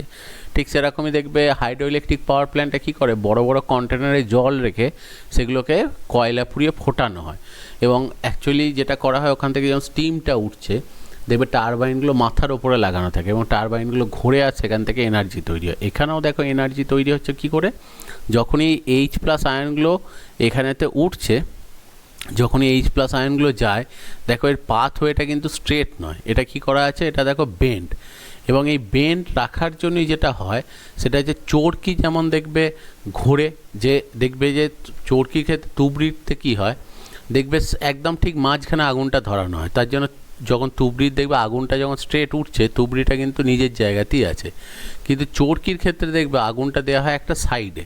তাহলে সাইড থেকে যখন হাই স্পিডে অ্যাকচুয়ালি দেখো আগুনটা বেরোয় তখন ওটা কি করে, ওটা চারপাশে ঘুরতে লেগে যায়। তো কিন্তু দেখবে যখন রকেটের ক্ষেত্রে বলছো বা যখন তুবড়ির ক্ষেত্রে বলছো তখন সেটা হয় না। ঠিক এইখানেও ওই রকমই সিস্টেমটা আছে, যে দেখো কি করা হয়েছে, যে যখন এখান থেকে হাইড্রোজেনগুলো ঢুকতে যাচ্ছে ওই ঢোকার পথটা হচ্ছে কি বেঁকা, তাহলে যখন হাই স্পিডেই অ্যাকচুয়ালি হাইড্রোজেনগুলো ঢুকছে তখন সেই হাই স্পিডে ঢোকার জন্যই একটা সাইডের ওপরে চাপ পড়ছে বেশি, তার জন্যই যেটা হয় সেটা হচ্ছে রোটেশন হয়, এবং এই রোটেশনটার জন্যই কিন্তু অ্যাকচুয়ালি শক্তি যেটা সেই শক্তিটা তৈরি করে। তো এইটাই অ্যাকচুয়ালি F0F1 পার্টিকেলের স্পেশালিটি। এবার সেই পদ্ধতিটাই আমরা এখানে পড়ব যে NADH FADH কীভাবে এই হাইড্রোজেন কনসেন্ট্রেশনটাকে চেঞ্জ করছে এবং সেইটাকে কাজে লাগিয়ে কিভাবে এটিপি তৈরি হচ্ছে। এবার একটু খেয়াল করে ছবিটা খুব ভালো করে এটা বুঝবে, এই প্রসেসটা কিন্তু খুব ইম্পর্ট্যান্ট একটা প্রসেস।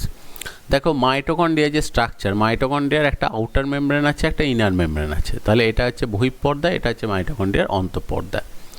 এবার যদি আমরা একটু জাস্ট কনসেন্ট্রেট করি, এই পোর্শনটাকে যদি একটু আমরা ফোকাস করে দেখি, তাহলে অ্যাকচুয়ালি এই সাইডটা হচ্ছে পেরিমাইটোকন্ড্রিয়াল স্পেস আর এই ধারটা হচ্ছে সেটা হচ্ছে ম্যাট্রিক্স। তো জাস্ট আমরা যদি একটু খেয়াল করি, তাহলে ধরো আমি ধরে নিলাম যে এইখানের এই যে পর্দাটা রয়েছে, এই যে পর্দাটা সেই মেমব্রেনটা হচ্ছে এটা, ঠিক আছে। তাহলে এই ওপরের দিকটা হচ্ছে পেরিমাইটোকন্ড্রিয়াল স্পেস, আমি ধরে নিচ্ছি এই দিকটা পেরিমাইটোকন্ড্রিয়াল স্পেস, আর এই ভেতরের দিকটা যেটা রয়েছে সেটা হচ্ছে ম্যাট্রিক্স। তাহলে ভেতরের এই পোর্শনটা হচ্ছে অ্যাকচুয়ালি কি ম্যাট্রিক্স। তাহলে এই জায়গাটাকেই আমি এখানে ফোকাস করছি। এবার যদি খেয়াল করা যায় তাহলে এর গায়েতে অ্যাকচুয়ালি কি হয়, প্রচুর সেখানে প্রোটিন থাকে, যে প্রোটিনগুলো এই জায়গাটায় থাকে, এই মেমব্রেনটার গায়েতে থাকে, এবং যেগুলোই কিন্তু রেসপন্সিবল হাইড্রোজেন আয়ন কনসেন্ট্রেশনের পার্থক্য ঘটানোর জন্য। এবার এখানে যে প্রোটিনগুলো থাকে এগুলোকে অ্যাকচুয়ালি বলে প্রোটিন কমপ্লেক্স, কারণ এখানে অনেক কটা প্রোটিন একসাথে থাকে। এবার টোটাল এই ইলেকট্রন ট্রান্সপোর্ট চেন অপারেট করার জন্য 5টা প্রোটিন কমপ্লেক্স থাকে। যেমন দেখো এখানে বলছে কমপ্লেক্স 1, কমপ্লেক্স 2, কমপ্লেক্স 3, কমপ্লেক্স 4 এবং কমপ্লেক্স 5। এবং কমপ্লেক্স 5-এর স্ট্রাকচারটা দেখেই বুঝতে পারছো এটাই হচ্ছে অ্যাকচুয়ালি F0F1 পার্টিকেল, যেটা কি রয়েছে ম্যাট্রিক্সের দিকে দেখো মাথা করে রয়েছে, ঠিক আছে, F0F1 পার্টিকেল।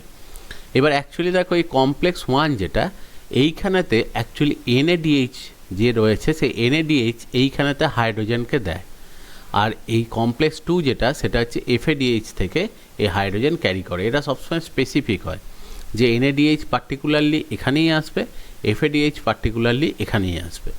এবার একটু কমপ্লেক্সগুলোর নামগুলো একটু খেয়াল রাখবে। কমপ্লেক্স 1টার নাম হচ্ছে NADH, এই যে দেখো কমপ্লেক্স 1 NADH অক্সিডো রিডাক্টেজ, ঠিক আছে। সেকেন্ড হচ্ছে যেটা কমপ্লেক্স 2, সেটার নাম হচ্ছে সাকসিনের ডিহাইড্রোজিনেস, ঠিক আছে। এরপর কমপ্লেক্স 3 যেটা, এখানে এটার নাম হচ্ছে সাইটোক্রোম B/C1 কমপ্লেক্স, মানে এই পার্টটার নাম হচ্ছে সাইটোক্রোম B, এটার নাম হচ্ছে সাইটোক্রোম C1, সেই জন্য এটাকে বলা হয় সাইটোক্রোম B/C1 কমপ্লেক্স। আর 4 নম্বর কমপ্লেক্সের নাম হচ্ছে সাইটোক্রোম সাইটোক্রোম A3, সেই জন্য এটাকে অ্যাকচুয়ালি বলা হয় সাইটোক্রোম A/A3 কমপ্লেক্স। আর এইটা যেটা রয়েছে, এই যে স্ট্রাকচার যেটা আছে, এই স্ট্রাকচারটাকে অ্যাকচুয়ালি বলা হচ্ছে F0F1 পার্টিকেল, একটু আগেই আমরা দেখো পড়েছি। আর অন্যদিকে দেখা যায় যে মাঝেতে আরও দুটো প্রোটিন থাকে, এই যে এইরকম যে প্রোটিনটা দেখতে, এই প্রোটিনটার অ্যাকচুয়ালি নাম হচ্ছে সেটা হচ্ছে সাইটোক্রোম C। আর ঠিক এইরকমই দেখতে আর একটা প্রোটিন থাকে এই জায়গাটায়, সেইটার নাম হচ্ছে ইউবিকিউনন। এবার আমরা যখন পড়বো তখন দেখব যে কোন প্রোটিনগুলো কোথায় আছে এবং কি কাজ করে সেগুলো সম্পর্কে দেখব। তো দেখো এইটা হচ্ছে অ্যাকচুয়ালি প্রোটিন যেগুলো ইলেকট্রন ট্রান্সপোর্ট চেনে ব্যবহার হয়। তাহলে সবার প্রথম এই প্রোটিনগুলোকে একটু ভালো করে দেখে নিতে হবে কীভাবে এটা অ্যারেঞ্জ রয়েছে, ঠিক আছে। এটা এবার আমরা পরবর্তী অংশ যেটা সেটা স্টার্ট করছি। সবার প্রথম অ্যাকচুয়ালি দেখো NADH, দেখবে আমরা পড়েছি যে NADH যখন মানে অ্যাকচুয়ালি হাইড্রোজেনকে নিয়ে আসে তখন যেটা করে সেটা হচ্ছে NADH প্লাস H+, এই ফর্মেতে এটা নিয়ে আসে এবং এটা হাইড্রোজেনকে দিয়ে তৈরি হয় NAD+।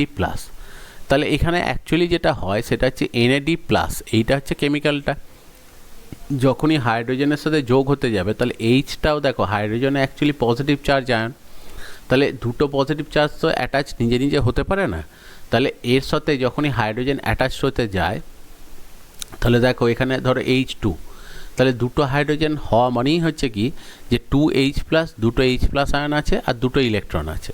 তাহলে দুটো H+ আর দুটো ইলেকট্রন যদি থাকে অ্যাকচুয়ালি, তাহলে যে জিনিসটা হওয়ার কথা সেটা হচ্ছে যে যখনই এই এটা অ্যাটাচড হতে যাবে, তাহলে দেখো এই একটা এইচ প্লাসের সাথে অ্যাটাচ হওয়ার জন্য অ্যাকচুয়ালি কী হবে, ওখানে একটা ইলেকট্রন লাগবে আর এনএডির একটা ইলেকট্রন লাগবে। সেই জন্য দুটো ইলেকট্রন লাগার জন্য অ্যাকচুয়ালি এনএডিএইচ এটা তৈরি করতেই দুটো ইলেকট্রন ইনভেস্ট হয়ে যায়, কারণ একটা এনএডির জন্য লাগে, একটা এইচ প্লাসের জন্য লাগে। তাহলে সেই জন্য সবসময় একটা এইচ প্লাস এক্সট্রা থেকে যায়। সেই জন্য যখন এনএডিএইচ লেখা হয় তখন আমরা সাধারণভাবে লিখি NaDH2, কিন্তু অ্যাকচুয়ালি লেখা উচিত যেটা সেটা হচ্ছে NAD প্লাস এইচ প্লাস, মানে NADH প্লাস এইচ প্লাস। তাহলে যখনই NADH প্লাস এইচ প্লাস থেকে একটা দেখো NAD বেরিয়ে চলে আসবে, মানে এখান থেকে যখনই NAD আসবে তার মানে অ্যাকচুয়ালি কী করলো, কমপ্লেক্স 1কে দেখো H2 দিয়ে দিল, মানে দুটো হাইড্রোজেন এখানেতে অ্যাকচুয়ালি দিল। এবার কমপ্লেক্স 1-এর মধ্যে প্রথমেই একটা প্রোটিন আছে, কারণ এটা বললাম এটা একটা প্রোটিন কমপ্লেক্স, অনেক প্রোটিন থাকে। তো প্রথম যে প্রোটিনটা অ্যাকচুয়ালি ফার্স্ট হাইড্রোজেনটাকে অ্যাকসেপ্ট করলো, প্রথম হাইড্রোজেনটাকে যে গ্রহণ করলো, কারণ এই NADH এটা হচ্ছে হাইড্রোজেন কেরিয়ার।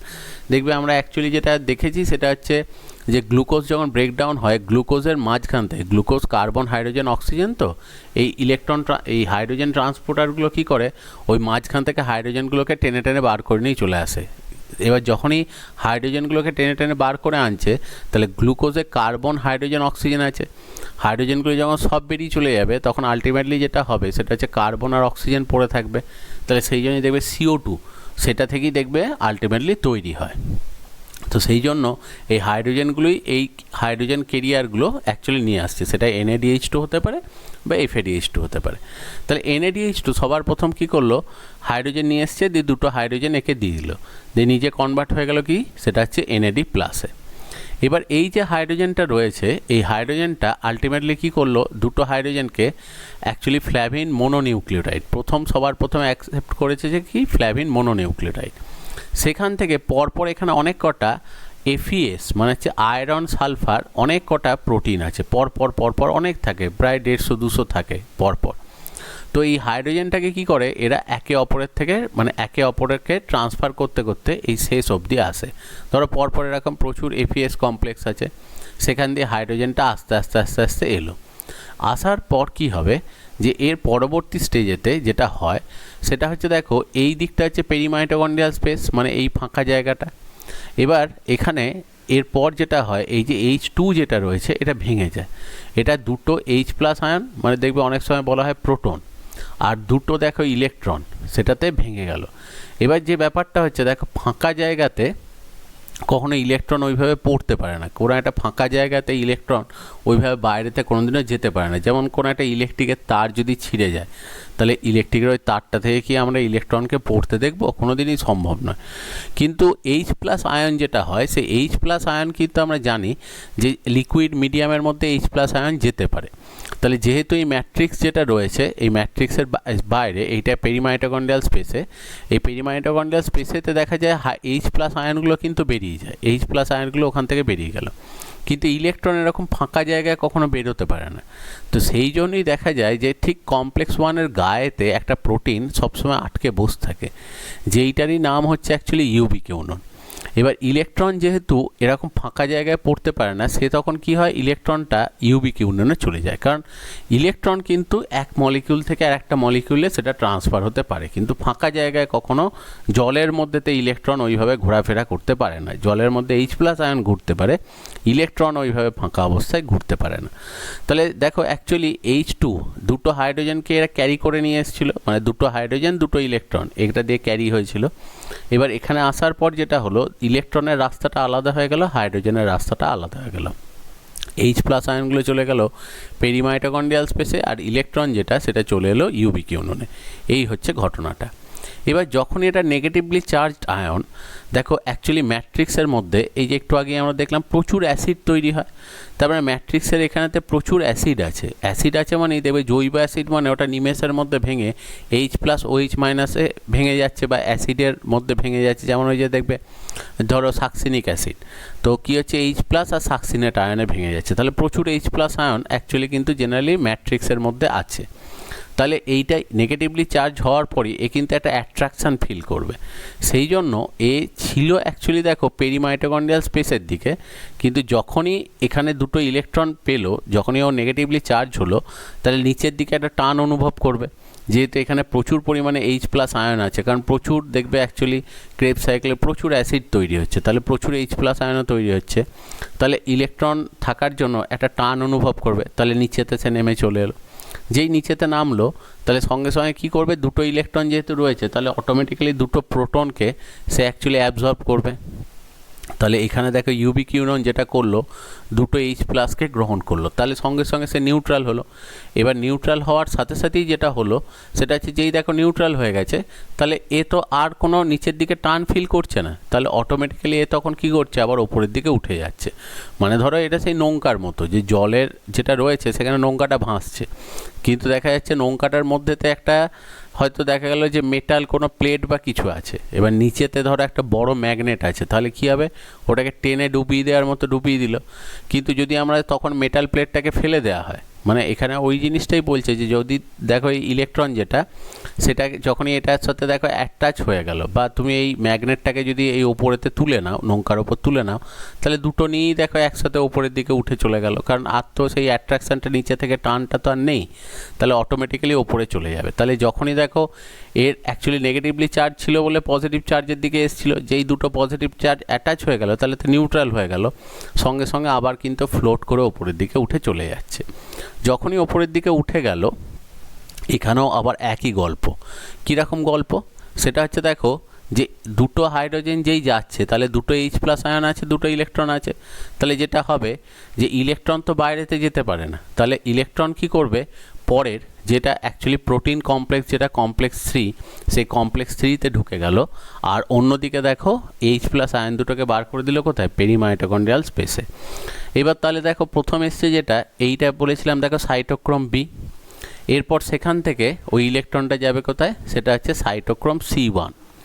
এবার সাইটোক্রোম C1-এ যাওয়ার পর এরও দেখো একই ব্যাপার হবে, যে এ তো আর কখনো পেরিমাইটোকন্ড্রিয়াল স্পেসে যেতে পারবে না, তাহলে এ যাবে কোথায়, যে নেক্সট যে প্রোটিনটা রয়েছে সেই প্রোটিনটার কাছে, এবং এই প্রোটিনটার নাম হচ্ছে কি, সাইটোক্রোম C। আগের নৌকাটার নাম ছিল যেটা, সেটা হচ্ছে ইউবিকিউনন, এই নৌকাটার নাম হচ্ছে যেটা, সেটা হচ্ছে সাইটোক্রোম C। এবার এরও দেখো একদম সেম জিনিস ফিল করবে, যখনই এর নেগেটিভলি চার্জ হলো, দেখো এই দিকেতে ম্যাট্রিক্সের এই দিকেতে পজিটিভ চার্জ আছে, তাহলে অটোমেটিক্যালি এও কিন্তু একটা অ্যাট্রাকশান ফিল করার জন্য ও নিচেতে নেমে আসবে। এবং এক ঘটনা যে তারও কিন্তু অ্যাকচুয়ালি দুটো হাইড্রোজেনের সাথে অ্যাটাচমেন্ট হবে, কারণ ওর জিনিসটা যেহেতু অ্যাট্রাক্ট ফিল করছে, তাহলে দুটো হাইড্রোজেনকেও ধরে নেবে, এবং সেই দুটো হাইড্রোজেন যেই পেয়ে গেল, এও কিন্তু অ্যাকচুয়ালি আবার ওপরেতে উঠে যাবে। যেই ওপরেতে উঠলো, দেখো আবার একই ঘটনার পুনরাবৃত্তি হবে, যে H প্লাস আয়নগুলোকে বাইরের দিকেতে ছেড়ে দেবে পেরিমাইটোকন্ড্রিয়াল স্পেসে, আর ইলেকট্রনটা ট্রান্সফার করে দেবে কোথায়, এখানে। এখানে কিন্তু এই যে মানে ইউবিকিউনন বা সাইটোক্রোম C, এই যে জিনিসগুলো রয়েছে, সাইটোক্রোম C1 যেগুলো, এরা কিন্তু সব সাইটোক্রোম C, এরা কিন্তু সবসময় এখানে আছে। এই যে ইলেকট্রনটাই দিয়ে দিল, এ ফ্রি হওয়ার পর আবার ফিরে আসবে এখানে, আবার নেক্সট আবার একটা ইলেকট্রনকে এইভাবেই ক্যারি করে নিয়ে যাবে, মানে এদের কাজ কিন্তু এরকম সাইক্লিক্যাল ম্যানারে চলেই যাচ্ছে, এমন নয় যে এরা ধ্বংস হয়ে যাচ্ছে। এবার এটা এলো যেটা, সেটা হচ্ছে সাইটোক্রোম A-তে।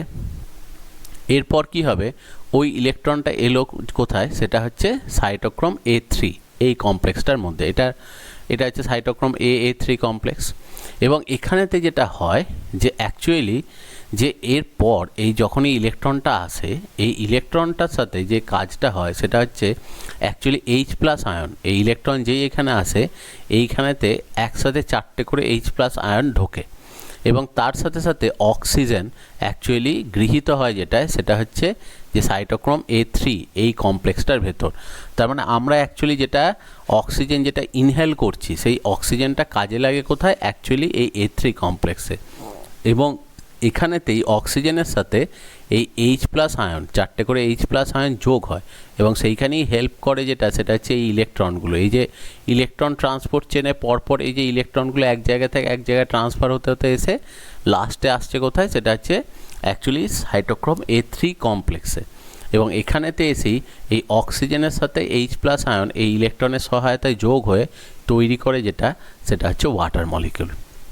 তার মানে অ্যাকচুয়ালি যেটা হয় দেখো, যে অক্সিজেনটা আমরা গ্রহণ করছি সেটা কোথায় দরকার লাগে, সেটা হচ্ছে গ্লাইকোলাইসিসে লাগে না, পাইরুভেট অক্সিডেশনে লাগে না, ক্রেবস সাইকেলে লাগে না, ইলেকট্রন ট্রান্সপোর্ট চেনের একদম শেষে যেটা সাইটোক্রোম A3 কমপ্লেক্স সেইখানেতে এই ইলেকট্রনটা কাজে লাগছে এবং সেটা H+ আয়নের সাথে অক্সিজেনকে অ্যাটাচ করে ওয়াটারে অ্যাকচুয়ালি কনভার্ট করছে। তাহলে সেটাই হচ্ছে অ্যাকচুয়ালি কমপ্লেক্স 4 যেটা, সেই কমপ্লেক্স 4-এর কাজ। তার মানে আলটিমেটলি কমপ্লেক্স অ্যাকচুয়ালি 4-এ যেটা হলো সেটা হচ্ছে ওয়াটার ফর্ম হয়ে গেল। এইবার এই কাজটা হওয়ার পর যে জিনিসটা হলো, দেখো H+ আয়নগুলোকে ঠেলে ঠেলে বার করে দিচ্ছে এই প্রসেসে, যেটা দেখো তাহলে ম্যাট্রিক্সে প্রচুর H+ ছিল, সেগুলোকে ঠেলে বার করে দেওয়া হচ্ছে এই প্রসেসে, যেটা কারণ এটা কন্টিনিউয়াসলি চলে যাচ্ছে, সেটা হচ্ছে পেরিমাইটোকন্ড্রিয়াল স্পেসে। এবার পেরিমাইটোকন্ড্রিয়াল স্পেসে H+ আয়নের কনসেন্ট্রেশন বেড়ে যাচ্ছে, আর এদিক থেকে যেহেতু বেরোচ্ছে তাহলে ম্যাট্রিক্সে কমে যাচ্ছে, তাহলে H+ আয়ন চাইবে ভেতরে ফিরে আসতে, কিন্তু ফিরে আসার একটাই রাস্তা, সেটা হচ্ছে কি F0F1 পার্টিকেল।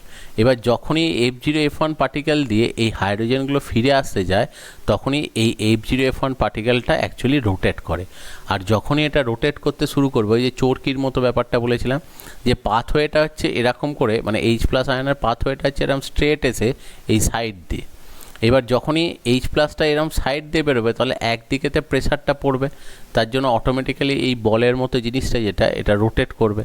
এবার যখনই ওটা রোটেট করতে শুরু করবে, যখনই ওই বলের মতো জিনিসটা রোটেট করতে শুরু করবে তখনই এখান থেকে ওই শক্তিটাকে কাজে লাগিয়ে এটিপি তৈরি হবে। এবার দেখো একটা NADH যখন ভাঙছে তখন মানে সে যখন দেখো H+ আয়নকে দিল, তাহলে সেখানে একটা NADH থেকে টোটাল দেখো 6টা H+ আয়ন অ্যাকচুয়ালি গেছে। এবার যখন এটা এইখান দিয়ে ঢোকে তখন যে রোটেশানটা হয়, অ্যাকচুয়ালি দুটো হাইড্রোজেন ঢুকলে যে অ্যামাউন্টে রোটেশান তৈরি হয় সেখান থেকে একটা এটিপি তৈরি হয়। তাহলে টোটাল দেখো বেরিয়েছে যেটা, সেটা হচ্ছে 6টা হাইড্রোজেন। তাহলে 6টা হাইড্রোজেন বেরোনোর জন্য 6টা হাইড্রোজেন যখন ঢুকবে তাহলে তৈরি করবে যেটা, সেটা হচ্ছে 3টে এটিপি। এই জন্যই বলা হয় একটা NADH থেকে যেটা হয় সেটা হচ্ছে 3টে এটিপি তৈরি হয়। তাহলে এইটাই হচ্ছে হিসেবটা যেটা আমরা বারবার পড়তাম যে NADH থেকে 3টে এটিপি তৈরি হয়, তার কারণ হচ্ছে এখানে 6টা H+ আয়নকে এই পাথওয়েতে পেরিমাইটোকন্ড্রিয়াল স্পেসে বার করে দেওয়া হয় এবং 6টা যখন ম্যাট্রিক্সে ফিরে আসতে যায় তখনই কিন্তু 3টে এটিপি অ্যাকচুয়ালি তারা জেনারেট করে। এবং এখানে একটু খেয়াল করে দেখো যে এই প্রসেসটাতে যেটা হলো সেটা হচ্ছে কমপ্লেক্স 1 কাজ করলো, কমপ্লেক্স 3 কাজ করলো, কমপ্লেক্স 4 কাজ করলো, কমপ্লেক্স 5 কাজ করলো, কিন্তু কমপ্লেক্স 2 কিন্তু এই প্রসেসে কাজ করেনি। তাহলে কমপ্লেক্স 2 এর কাজ কি? অ্যাকচুয়ালি কমপ্লেক্স 2 NADH এর ক্ষেত্রে কাজ করে না, কমপ্লেক্স 2 যেটা সেটা হচ্ছে FADH এর ক্ষেত্রে এটা অ্যাকচুয়ালি কাজ করে, সেই জন্য এর উল্লেখটা কিন্তু এখানে নেই, এর উল্লেখটা পাবো আমরা এর পরেতে। তাহলে এখানে দেখো cytochrome BC1 complex, cytochrome AA3 complex, তাহলে এইগুলোতেই অ্যাকচুয়ালি কিন্তু ইলেকট্রন ট্রান্সপোর্ট চেনের সময় কাজে লাগে। আর অ্যাকচুয়ালি এই যে এই জায়গাগুলো থেকে যখন এক জায়গা থেকে অন্য জায়গায় ইলেকট্রনগুলো আসে তখনই কিন্তু কিছু কিছু করে এনার্জি রিলিজ করে এবং সেই এনার্জিগুলো কিন্তু কাজে লাগে এটিপি তৈরির সময়। এই যে অ্যাকচুয়ালি যখন এই কমপ্লেক্সগুলোতে শিফটিং হয় তখন এই ইলেকট্রনেরই তো অ্যাকচুয়ালি এনার্জিগুলো এখান থেকে কিছু কিছু করে রিলিজ হয়। এবার যখন ধরো এই ফসফেটের সাথে অ্যাটাচমেন্ট হবে তখন সেখানে কিন্তু কিছু শক্তি দরকার লাগে, মানে শুধু এই রোটেশনটাই সাফিসিয়েন্ট কিন্তু নয়, এই রোটেশনের সাথেও আরও কিছু শক্তির দরকার লাগে। সেই শক্তিগুলো পায় কোথায়? সেটা হচ্ছে এই ইলেকট্রনগুলো যখন একটা কমপ্লেক্স থেকে একটা কমপ্লেক্সে যায় তখন সেখান থেকে কিছু কিছু করে শক্তি লিবারেট হয়। তো সেই জন্যই দেখা যায় যে সব জায়গাতে গিয়ে অনেক কটা জায়গাতেই লিবারেট হবে, যেমন ধরো এখানেতে এদের মধ্যেতে যখন ট্রান্সফার হচ্ছে কিছু এটিপি মানে কিছু এনার্জি লিবারেট হবে, বা এখান থেকে যখন ইউবিকিউননে আসছে বা ইউবিকিউনন থেকে যখন বিএতে আসছে বা বি থেকে যখন C1-এ আসছে, এগুলো সব জায়গাতেই এনার্জি লিবারেট হয়। কিন্তু অ্যাকচুয়ালি দেখা যায় যে মানে একটা এটিপি তৈরি করার জন্য 7.3 কিলো ক্যালোরি এনার্জি লাগে। তো যে ট্রান্সফারগুলোতে অ্যাকচুয়ালি 7.3 কিলো ক্যালোরির থেকে বেশি এনার্জি তৈরি হয় সেই এনার্জিগুলোকেই কাজে লাগানো যায়, বাকিগুলোকে কিন্তু কাজে লাগানো যায় না। তার জন্যই দেখা যায় যে মোটামুটি যে যতটা অ্যাকচুয়ালি শক্তি পাওয়া যায় ওখানে, ওই যে আমরা বলি 686 কিলো ক্যালোরি এনার্জি, তার পুরোটা কিন্তু আমরা ইউটিলাইজ করতে পারি না, তার একটা পার্সেন্টেজ যে তার 40% এটিপিতে কনভার্ট করতে পারি। কারণ এই যে যখন ট্রান্সফার হয় তখনই কিছু কিছু করে এনার্জি অ্যাকচুয়ালি রিলিজ হয়, সেই এনার্জিগুলো দিয়েই অ্যাকচুয়ালি এটিপিগুলো তৈরি করা হয়। তো সেই কারণেই অ্যাকচুয়ালি একটা পার্সেন্টেজ ওটা ইউজ করা যায়। তাহলে এটা গেল এনএডিএইচ। পরেরটা যেটা আমরা আসছি, একই ঘটনা পড়বো এফএডিএইচের সাপেক্ষে। একই ছবিতে দেখো যে ওখানেতে ওই পোর্শন, একটা পোর্শনকে বড় করে দেখছি, তো সেখানে পেরিমাইটোকন্ড্রিয়াল স্পেস ম্যাট্রিক্স। এবার কমপ্লেক্স 1, 2, 3, 4, 5 সেম ডায়াগ্রাম, এবং সেখানে ওই যে দেখো নামগুলো কমপ্লেক্স 1, 2 আর ইউবিকিউনন। এইবার আমরা যেটা পড়ছি সেটা হচ্ছে এফএডিএইচ2। অ্যাকচুয়ালি এফএডি কিন্তু এফএডি মানে ওর ক্ষেত্রে যেমন এনএডি প্লাস ছিল, এর কিন্তু পজিটিভ চার্জ নয়, এটা হচ্ছে একদম নিউট্রাল এফএডি। সেই জন্য যখন হাইড্রোজেনের সাথে যোগ হয় দুটো হাইড্রোজেনের সঙ্গে তৈরি করে এফএডিএইচ2। তাহলে ন্যাচারালি দেখো এই যখন হাইড্রোজেন দেবে, অর্থাৎ দুটো হাইড্রোজেনকে যখন এখানেতে শিফট করে দেবে, তাহলে এই কনভার্ট হয়ে যাচ্ছে এফএডিতে।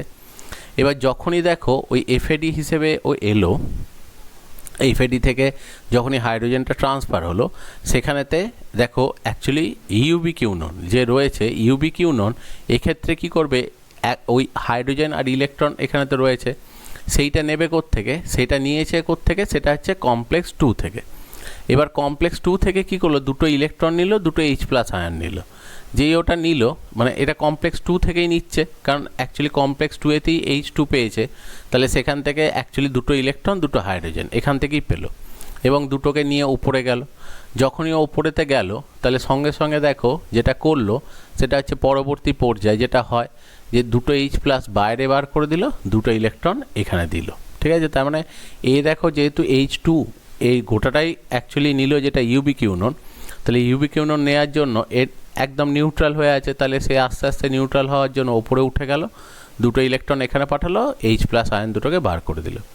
এবার ওখান থেকে দেখো অ্যাকচুয়ালি সাইটোক্রোম বি, সেখান থেকে সাইটোক্রোম C1-এ গেল ইলেকট্রন, সেখান থেকে আবার পরবর্তী পর্যায়ে যেরকম নিয়ম সেরকম অনুযায়ী ও গিয়ে পৌঁছালো, যেটা সেটা হচ্ছে পরের স্টেপ যেখানেতে রয়েছে অ্যাকচুয়ালি যে সাইটোক্রোম সি, সেখানে যেই গেল নেগেটিভলি চার্জ পজিটিভ চার্জের দিকে অ্যাট্রাকশান ফিল করছে, নিচের দিকে নেমে এলো, ম্যাট্রিক্স থেকে দুটো হাইড্রোজেন নিল, এবং পরবর্তী পর্যায়ে এক কাজ যে সাইটোক্রোম এতে চলে গেল, এবং সেখানেতে যেই গেল সেখানেতে দেখো অ্যাকচুয়ালি পরবর্তী কাজ যেটা হাইড্রোজেন দুটোকে বাইরে বার করে দিল, আর ইলেকট্রনটা অ্যাকচুয়ালি পরের স্টেপেতে পাঠিয়ে দিল। যেই পরের স্টেপেতে পাঠিয়ে দিল, এক ঘটনা, ওই ইলেকট্রনকে কাজে লাগিয়ে হাইড্রোজেনের সাথে অক্সিজেন যোগ হয়ে সেখানে ওয়াটার তৈরি করছে। এখানে যদি 4টে হাইড্রোজেন লেখো, তাহলে এখানেতে তোমায় দুটো H2O সেটা হিসেব করে নেবে ব্যালেন্সে। এটা জাস্ট একটা আইডিয়া দেওয়ার জন্য দেখিয়েছি আমি, যে অক্সিজেনের সাথে যখনই অ্যাটাচড হচ্ছে, এটা O2 লিখলে এখানে একটা ওয়াটার তৈরি হয়েছে, সেটা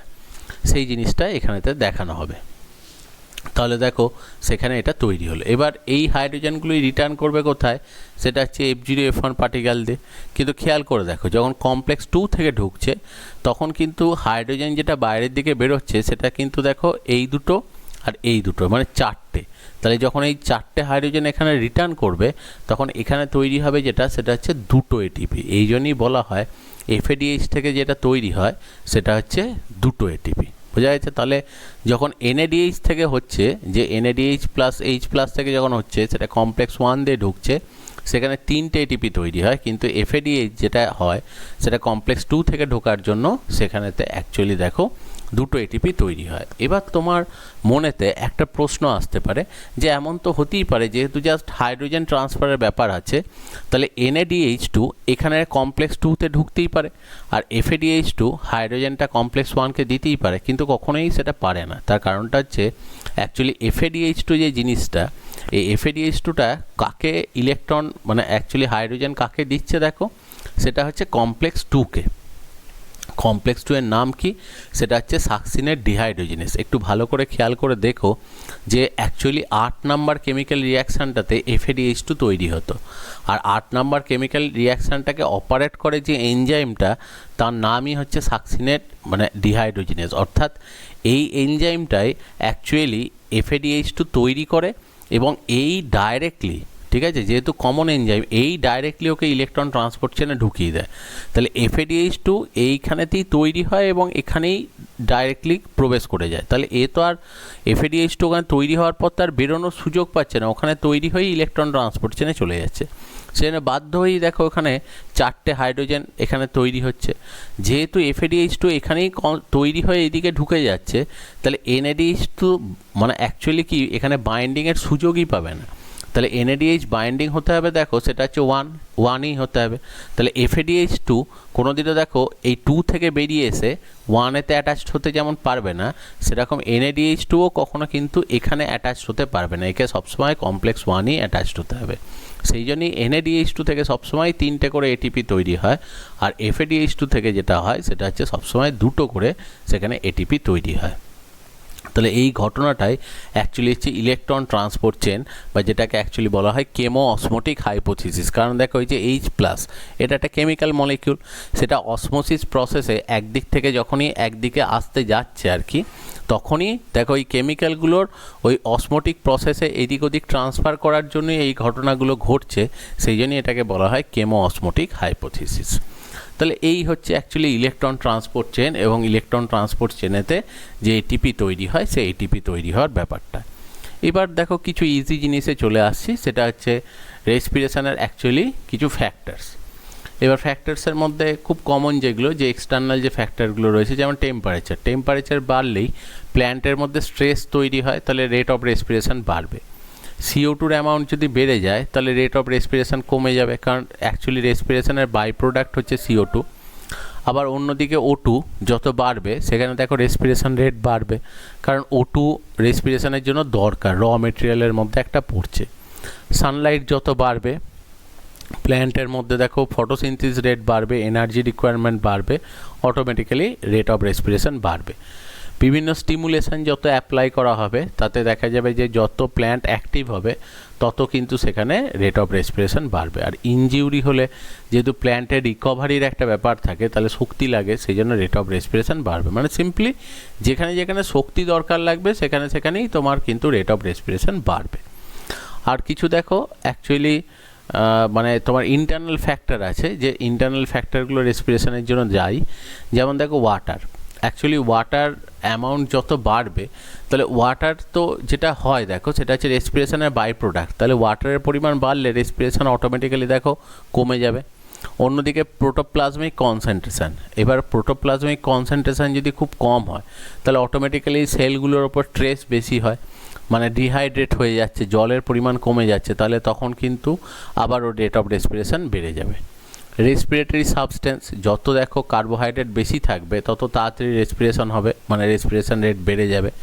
আর রেসপিরেশন যেহেতু পুরোপুরি এনজাইম কন্ট্রোল প্রসেস, এনজাইম বাড়লে রেসপিরেশন বাড়বে। তাহলে এগুলো হচ্ছে কিছু ফ্যাক্টর যেগুলো রেসপিরেশনের জন্য রেসপন্সিবল।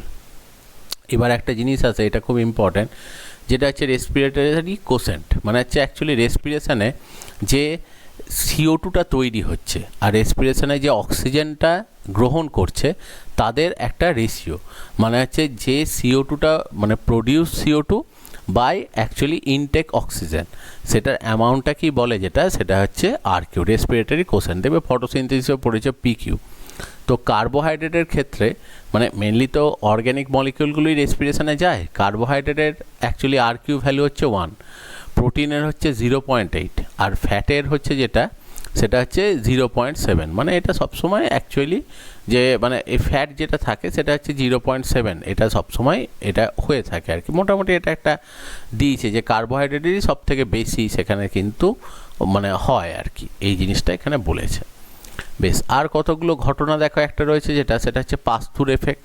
পাস্তুর এফেক্ট যেটা রয়েছে, যেটা বলে যে যদি অক্সিজেনের অ্যামাউন্ট খুব বেশি হয়ে যায়, তাহলে অক্সিজেন অ্যামাউন্ট বেশি হলে যেটা হয় সেটা হচ্ছে যে গ্লাইকোলাইসিসে অনেক সময় ব্লকেজ করে দেয়। কারণ অক্সিজেন বেশি হয়ে গেলে কী হয়, যে বাই প্রোডাক্ট যেগুলো তৈরি হচ্ছে, ধরো এই যে ধরো আমি বললাম গ্লুকোজ 6-ফসফেট, ফ্রুক্টোজ 6-ফসফেট, এই যে প্রসেসগুলো হয়, এই প্রসেসে যে বাই প্রোডাক্টগুলো তৈরি হয়, অক্সিজেন বেশি থাকলে দেখা যায় বাই প্রোডাক্টগুলো ব্রেকডাউন হয়ে যায় তাড়াতাড়ি, এবং নর্মাল যে স্টেপ ওয়াইজ কেমিক্যাল রিয়াকশানে যেভাবে ব্রেকডাউন হওয়ার কথা সেভাবে হয় না, অন্যভাবে ভেঙে যায়। তো সেই জন্য তখন সেটা প্রবলেম সৃষ্টি করে, ওটাকে বলে পাস্তুর এফেক্ট, যে এক্সেসিভ অক্সিজেন দিলে সেটা আবার গ্লাইকোলাইসিসে ব্লকেজ তৈরি করে দেয়। এমন নয় যে অক্সিজেন তুমি যত খুশি দেবে রেট অফ অ্যাকচুয়ালি রেসপিরেশন বাড়বে।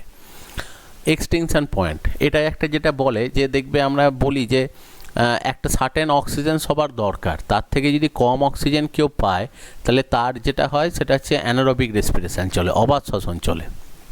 কিন্তু তাকে ওই কনসেন্ট্রেশনের থেকে বেশি অক্সিজেন যখনই দেওয়া হবে তখন সে কিন্তু অ্যারোবিক রেসপিরেশন বা সবাত শ্বসন চালাতে পারবে। যে কোনো উদ্ভিদের ক্ষেত্রে একটা নির্দিষ্ট অক্সিজেন কনসেন্ট্রেশন দরকার। তো মিনিমাম যে অক্সিজেন কনসেন্ট্রেশন যেটা থেকে অ্যাকচুয়ালি অ্যানারোবিক স্টেজ থেকে সে অ্যারোবিক স্টেজেতে যায়, সেই কনসেন্ট্রেশনটাকে অ্যাকচুয়ালি বলা হয় যেটা, সেটা হচ্ছে এক্সটিংশন পয়েন্ট। আর যেটা রয়েছে লাইট কম্পেনসেশন পয়েন্ট, যে দেখবে একদম ওই ভোরবেলাতে এবং সন্ধেবেলাতে যখন দেখা যায় যে ফটোসিনথেসিস রেসপিরেশন রেটটা সমান হয়, তখন মানে প্ল্যান্ট অ্যাকচুয়ালি যতটা অক্সিজেন বাইরে থেকে, ধরো আমি বললাম যে সেই সময় যেটা হয় যে ফটোসিনথেসিসে যতটা অক্সিজেন তৈরি করছে পুরোটাই রেসপিরেশনে ব্যবহার করছে, আর রেসপিরেশনে যতটা CO2 তৈরি করছে গোটাটাই ফটোসিনথেসিসে ব্যবহার করছে। তাই একদম সকালের দিকে ভোরবেলা এবং সন্ধেবেলা এমন দুটো সিচুয়েশান আসে যখন প্ল্যান্ট কিন্তু আর বাইরে থেকে অক্সিজেন কার্বন ডাইঅক্সাইডের কোনো এক্সচেঞ্জ ঘটায় না, সে পুরোপুরি যেটা করে যে নিজেই যে রেসপিরেশনে CO2 তৈরি করছে সেটাই ফটোসিনথেসিসে ব্যবহার করে, আর ফটোসিনথেসিসে যে অক্সিজেনটা তৈরি করছে সে গোটাটাই রেসপিরেশনে ব্যবহার করে। তো ওই জিনিসটাকে অ্যাকচুয়ালি বলে যেটা, সেটা হচ্ছে লাইট কম্পেনসেশন পয়েন্ট, ওই দুটো টাইমকে। আর ক্যাপট্রি এফেক্ট, এটাও একটা ইম্পর্ট্যান্ট জিনিস, সেটা হচ্ছে যে গ্লুকোজের অ্যামাউন্ট যদি খুব বেশি বেড়ে যায় তখন আবার দেখা যায় যে এক্সেসিভ গ্লুকোজ তৈরি হলে সেক্ষেত্রে গ্লুকোজ স্টোরেজ হয় অনেক বেশি, মানে গ্লুকোজ সঞ্চিত হয় অনেক বেশি, যার জন্য তখন আবার রেট অফ রেসপিরেশন একটু কমে যায়, যার জন্য অক্সিজেন কনজাম্পশনের অ্যামাউন্টটাও কিন্তু সেখানেতে অ্যাকচুয়ালি কমে যায়। তো এই জিনিসটাই একটা ব্যাপার থাকে, যেটা এই জিনিসটাকে বলা হয় যেটা, সেটা হচ্ছে ক্র্যাবট্রি এফেক্ট। তো এটাও একটা দেখো যে শর্ট কোশ্চেনের জন্য ইম্পর্টেন্ট একটা ফেনোমেনন বা বৈশিষ্ট্য।